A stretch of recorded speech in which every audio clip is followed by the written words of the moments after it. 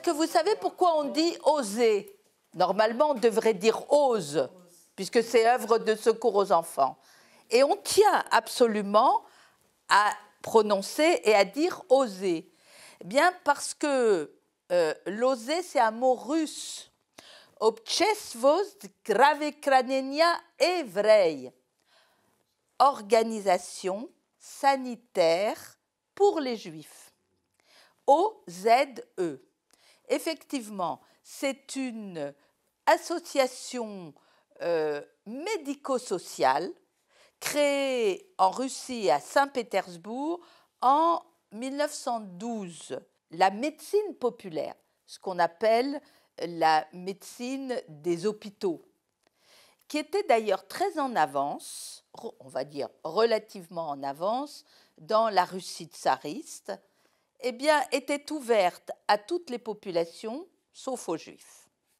C'est ouvrir des dispensaires avec une série de médecins de différentes natures et surtout ce qu'on a appelé des gouttes de lait, qui existaient d'ailleurs en France. Les gouttes de lait, qu'est-ce que ça veut dire? C'est au fond les ancêtres des PMI, c'est les centres infantiles. S'occuper des enfants en bas âge et s'occuper des femmes qui vont devenir mères. Et c'est ce qu'a fait l'OSE. C'est-à-dire qu'elle a installé dans toutes les villes de Russie des dispensaires pour les Juifs pauvres qui en avaient besoin. Et l'OSE est devenue une ONG non plus pour soigner, mais pour s'occuper des victimes des pogroms, des réfugiés, des populations déplacées. En 1923, le pouvoir soviétique chasse les ONG qui représentent des populations différentes. Donc, elle chasse la direction de l'OSE qui s'en va où? Juste à côté. Et juste à côté, c'est le Berlin, c'est l'Allemagne.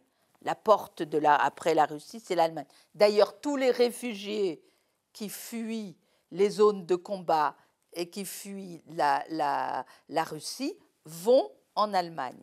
C'est donc qu'elle va s'installer à Berlin, et à Berlin, elle va changer de nature. C'est-à-dire qu'elle n'est plus une ONG nationale russe, non, elle va être une ONG qui va fédérer les différentes branches des différents pays. Et elle va prendre le nom de Union des sociétés OSE, OSE. Et moi qui regardais les archives, je me suis dit chic, chic, chic, voilà enfin l'OSE, œuvre de secours aux enfants. Mais pourquoi voulez-vous que ça soit du français puisqu'elle est en Allemagne? Eh bien, c'est simplement la traduction du mot russe en latin. Organisatio Sanitaris Hebraica, organisation sanitaire pour les Juifs.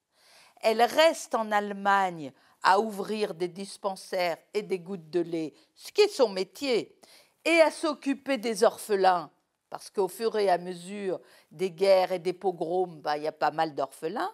Donc, elle va s'en occuper pendant 10 ans, de 1923 à 1933.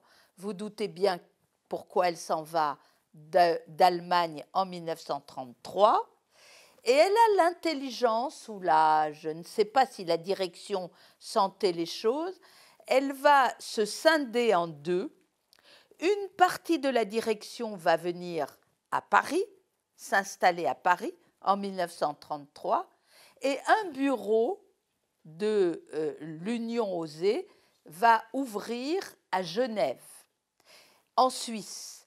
Et vous vous doutez bien que c'est prémonitoire pour le travail du sauvetage des enfants en France que d'avoir un pied en Suisse.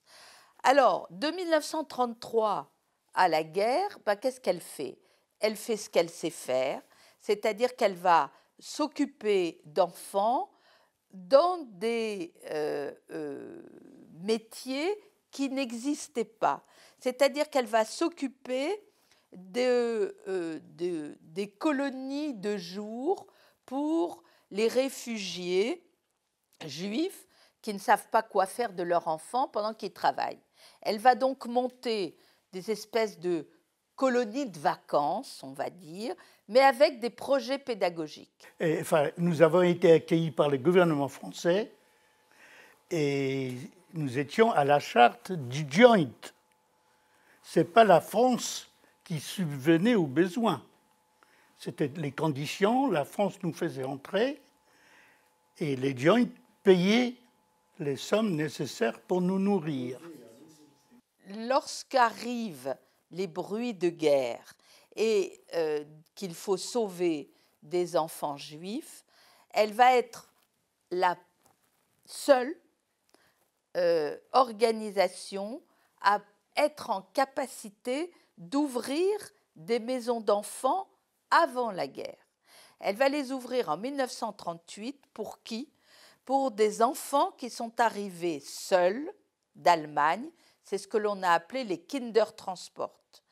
Les enfants juifs allemands ou autrichiens que leurs parents ont eu le courage de laisser partir tout seuls et qui vont être recueillis, beaucoup en Angleterre, une partie en Suède et un certain nombre en France. D'où viennent tous ces enfants dont l'OSE va s'occuper? Eh bien, c'est des enfants qu'elle a sortis des camps d'internement, et en particulier des camps de Gurs et de Rivesaltes. Dans ces camps se trouvaient en grande majorité des enfants de juifs étrangers. L'OSE maintenant, l'OSE existe toujours.